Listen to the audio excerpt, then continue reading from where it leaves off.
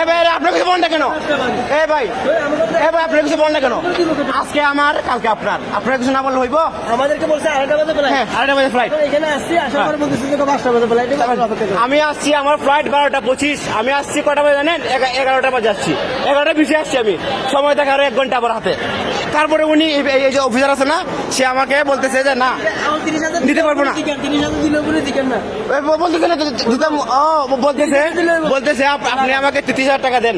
30,000 দিলে তাহলে লাগাই দিতে 30,000 টাকা দেন। আমি কোথেকে দেবো? কোথেকে 30,000 টাকা দেবো? উনি কেন আমাকে টাকার কথা বলবে? উনি ভালো কিছু বলবে আমাকে, উনি টাকার কথা কেন বলবেন? এই যে উনি আমাকে বলতেছে 30,000 টাকা দেওয়ার লেগে। এটা কি? এটা কি বাংলাদেশ? এটা কি বাংলাদেশ? হ্যাঁ, কোনো আমার কথা কোনো কোনোবাদী করতেছে না। এটা কি রে ভাই? আপনারা কিছু বলবেন না, কিছু বলবেন না। কি এটা কি? সময় দিচ্ছে আর 1 ঘন্টা আমার। উনি আমার মালিক না।